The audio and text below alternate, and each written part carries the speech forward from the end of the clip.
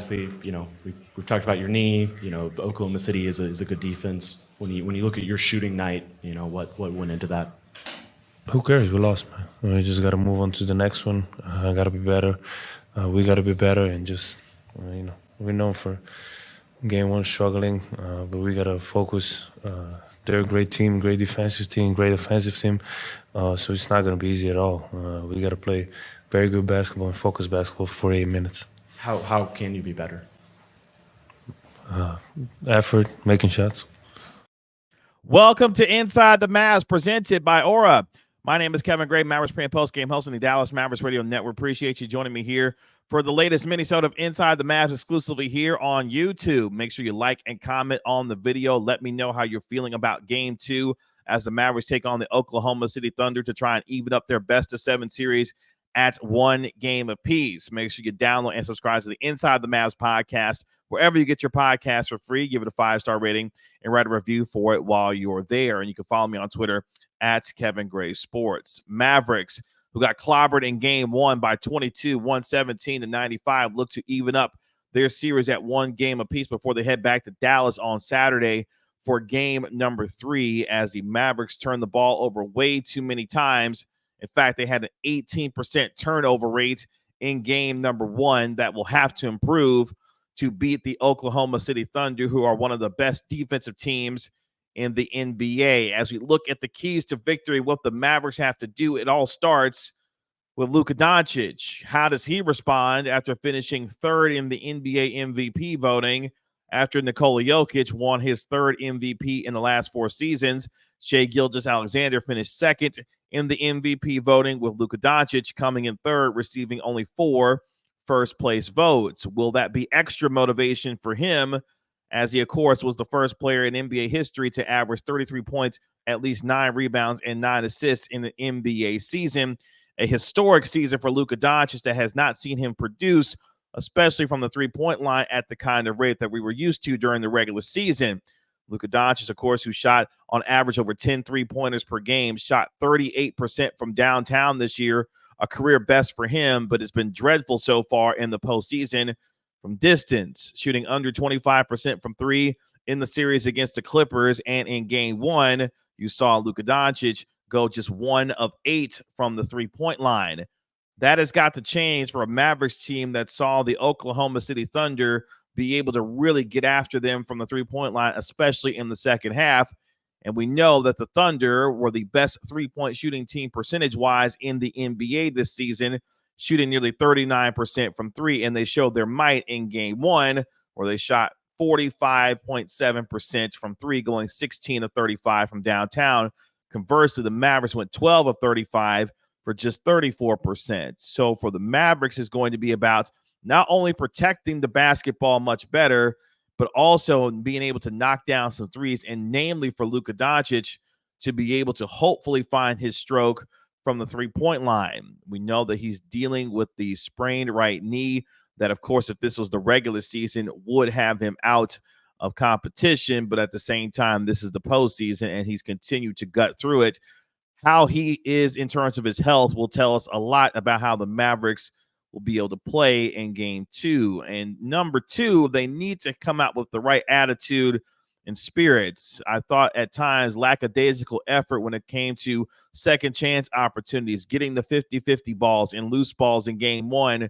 That attitude has to change going into Game 2, because we know that OKC is great in terms of getting into passing lanes, causing deflections, and getting turnovers. They were the number 1 steals team in the NBA at nearly 9 steals per contest as a team. And for the Mavericks, they have got to ensure that they're not only protecting the ball, but also creating second chance opportunities, where the Oklahoma City Thunder simply dominated them on the offensive glass. In fact, the Oklahoma City Thunder had 16 offensive rebounds, which is a problem because they were the second worst offensive rebounding team in the league this year at just under 9 offensive rebounds per contest.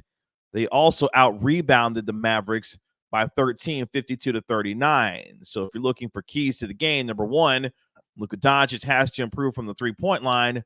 But number 2, the Mavericks have got to be able to rebound much better, and that starts with staying out of foul trouble.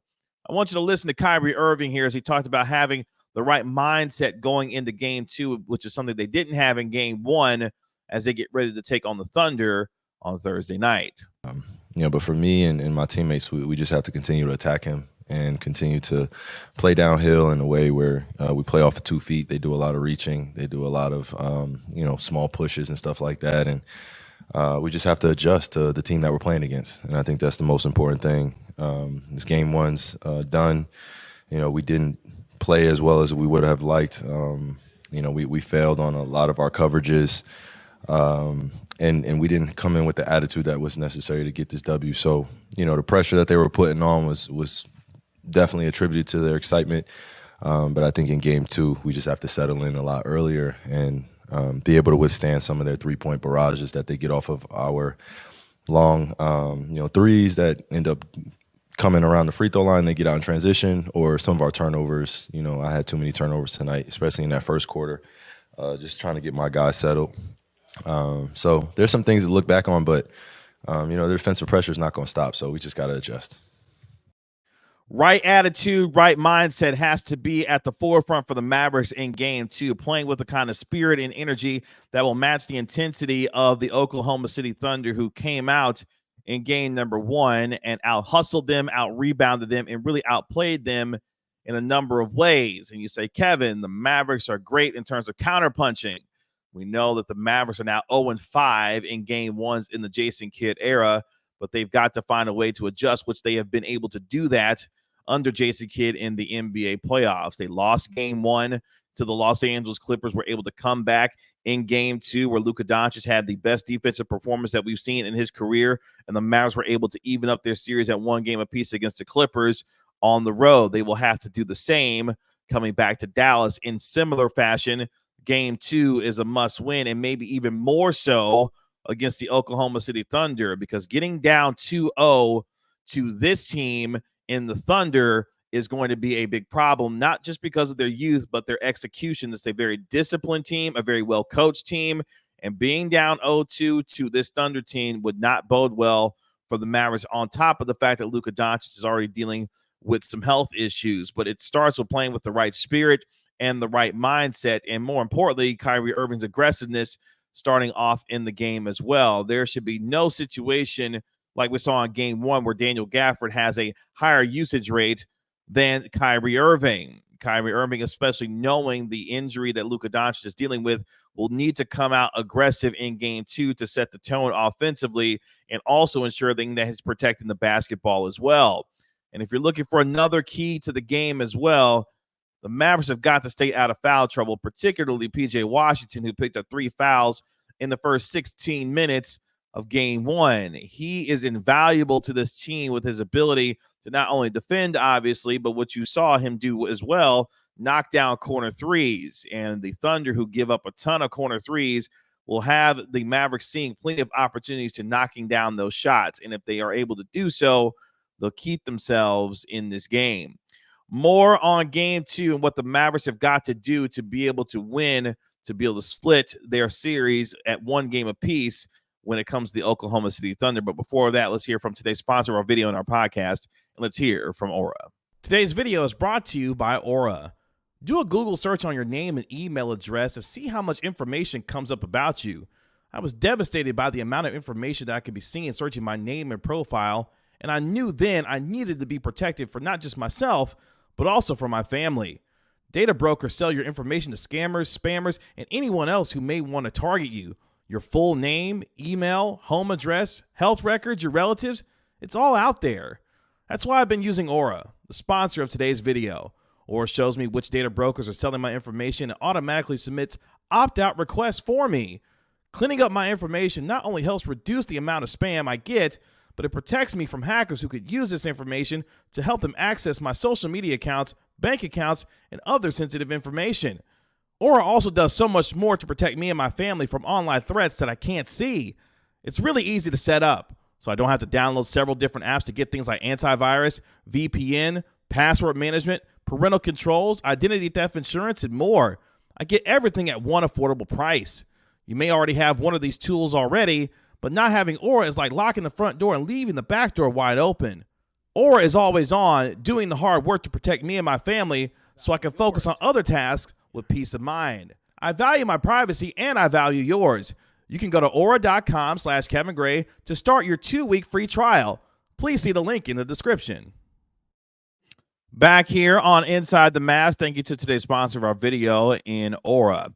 For the Mavericks, they've got to find a way to ensure that they're protecting the basketball as we look at the keys going into Game 2 for the Mavericks to try and even their series at 1 game apiece. The Mavericks were extremely inefficient in their 2-point field goals where they went 21 of 49 for just 42%, overall shooting 39% from the field. And part of that is ensuring that not only are they finishing at the rim much more consistently, unlike what Daniel Gafford did in game number 1, because for the Mavericks, they've got to be able to be efficient with every possession that they have. Because when you look at the Oklahoma City Thunder, this was a team this year that was number 3 in the NBA in offensive rating, a team that shot, 45% from the three-point line, shot just below 45% from the field overall.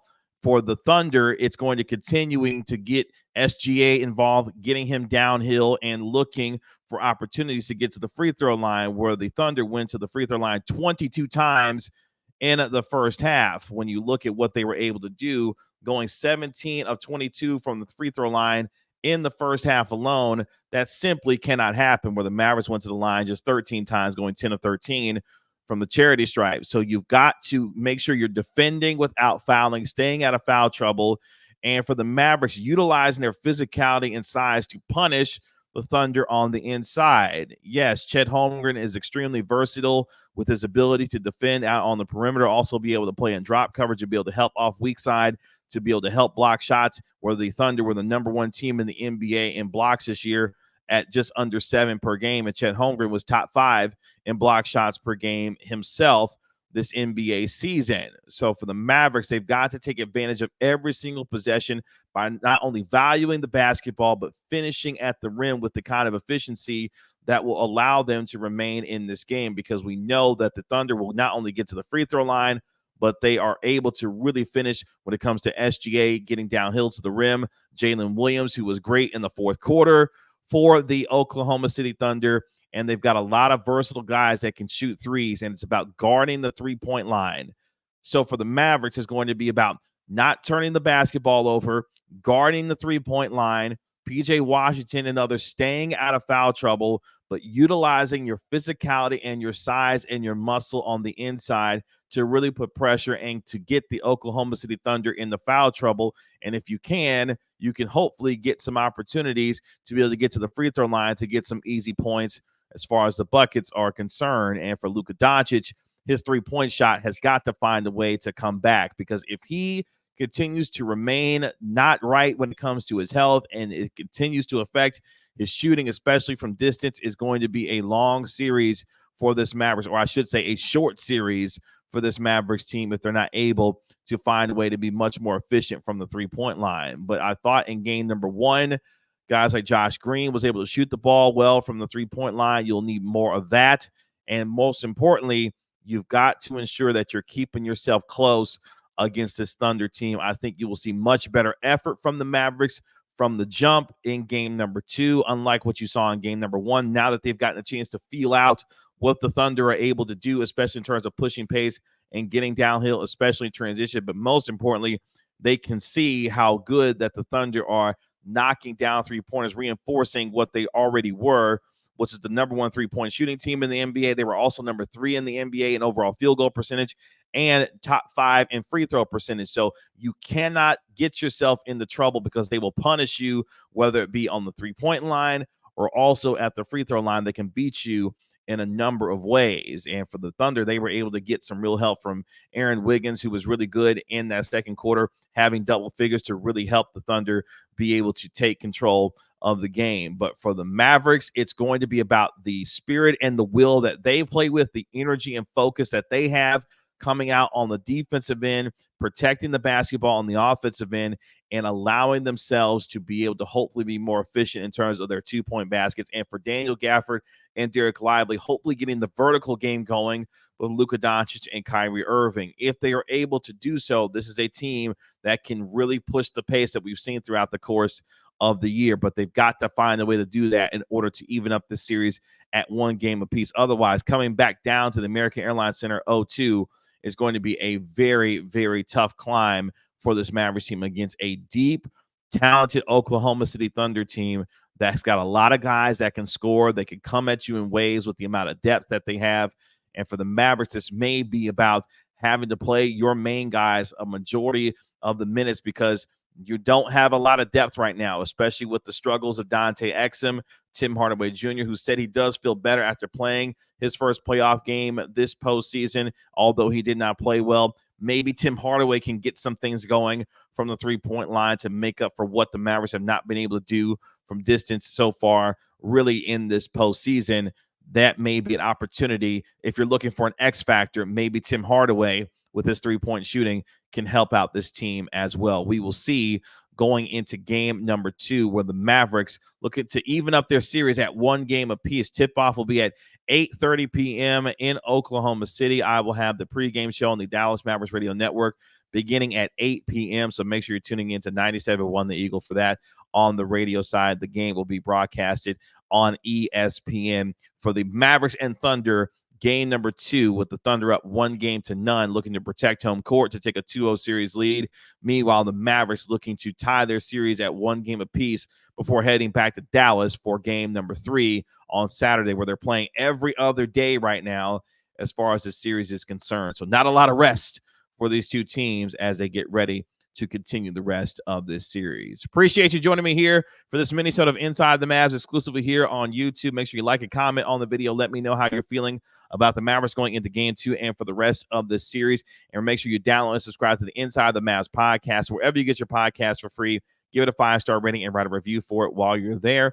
And I'll have my game recaps, win or lose, after every single game of this series, and look for new episodes pretty much every day during the postseason as the Mavericks continue to make their way through the Western Conference playoffs. My name is Kevin Gray, Mavericks pre- and post-game host on the Dallas Mavericks Radio Network. We'll talk to you later.